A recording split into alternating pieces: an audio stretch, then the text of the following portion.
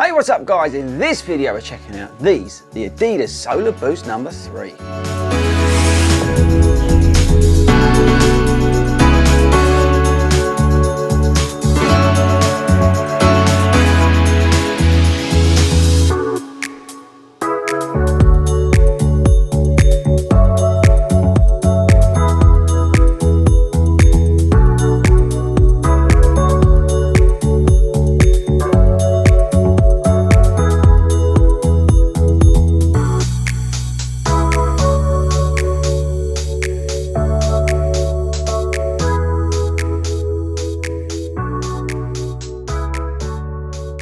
Hey, what's up everyone and welcome back to 40 Runs. How are we all doing, people? Let me know in the comments, and while you're down there, tell me, have you tried the Solar Boost range from Adidas? I'd be very interested to know your feedback, and I'll dive down there once this video drops. Right, so this is the new version number 3. Is it any good? Well, in this video we're going to find out, so let's get stuck in.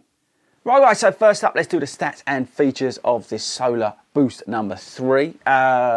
Sit down, because the price is coming. It's £140, which is a lot of money for arguably a sort of daily trainer slash long run shoe, but it is what it is. The shoe weighs, I think from memory, 10 point something ounces. Where's my notes? 10.8 ounces, 305 grams. So it's on the heavier side. It's not as heavy as the Ultra Boost 21.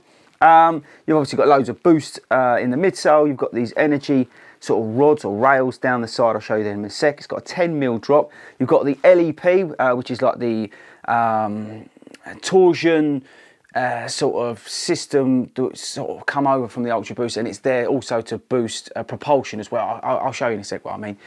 You've also then got on this shoe the engineered mesh upper.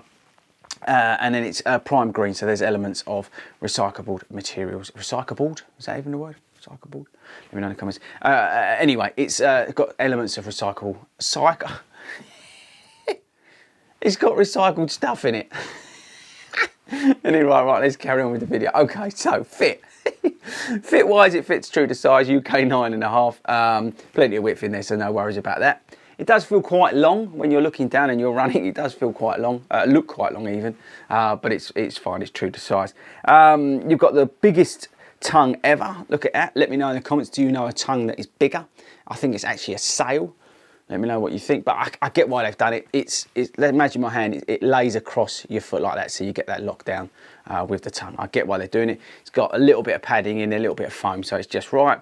Got the Achilles sort of flexible heel, tail, whatever you want to call it, which doesn't irritate at all on your Achilles, and there's a little bit of padding on there as well, so it's nice and comfy. There's a ring of foam around here again, so providing enough comfort around the heel area.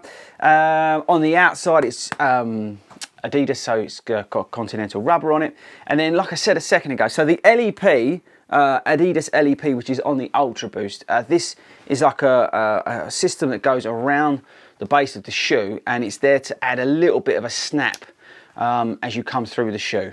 So it's a bit of a rigid system, whatever that's word, on the bottom of the shoe, and it's there with a torsion system, so it adds a little bit of stability, but at the same time it gives you that little bit of snap as you get on sort of the forefoot of the shoe. So you come through, you get off the boost, hit the LEP, and it goes through, but because it's got that torsion system as well, it's relatively stable. Hopefully that explains it a little bit.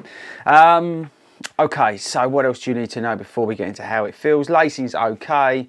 These are reflective if you care. They do a bright yellow colourway, which looks awesome in this shoe. The outsole's plenty of grip on there, continental rubber, but there is plenty of grip on there, so that's no problem at all. These are the energy rails that go down the side. Again, so it's all about stability and sort of energy return mixed in with this shoe. Right, I think that's it. So let's get into how it feels. Okay, so first up, I would say this is personally more towards those sort of longer run shoes. I wouldn't say it's a max cushion shoe in any shape or form, but it's definitely, I think, more suited towards those longer runs. I think a good comparison of this shoe is probably something like, and you're probably going to kill me for this, but I think something like an Asics Nimbus 23 maybe. Something that's not that great at going fast but can eat miles, particularly on those longer runs, but also can do some of the other stuff. Let me know in the comments what do you think. But that's kind of where I see this shoe, along those sort of lines. It feels quite low to the ground. It's got a relatively low stack height. I mean, comparing it to, for example, the Ultra Boost 21, which has got massive amounts of stack. It does feel like a low ground contact as you're running in it, which you may like. The Boost is, I know I've never been a massive fan of Boost compared to some of the latest midsoles out there. It doesn't do a lot for me. I found it a bit softer than the Ultra Boost 21 that I've been running in as well. But in terms of energy return, it wasn't lighting me up like some of the midsoles out there at the moment. But it wasn't uncomfortable. It was soft-ish. But I just felt like I was low to the ground and I could really feel that ground contact, which for me over those longer runs is not something I want. I want something with a little bit more cushioning. That's, again, personal preference. It just felt a bit boring. There was nothing to it. A bit lifeless is probably the right way to describe it, I think. It was a nothing shoe when I was out there. You picked up the pace, it was all right. Don't get me wrong, this is not a light shoe and it's not a heavy shoe, so it wasn't, you know, I can't complain about the weight, but it just, I don't know, I kind of was dragging my feet along in those higher tempo runs that I was doing in it. I put some pace through it, and yeah, it just wasn't giving me anything. And that's the thing I think with this shoe.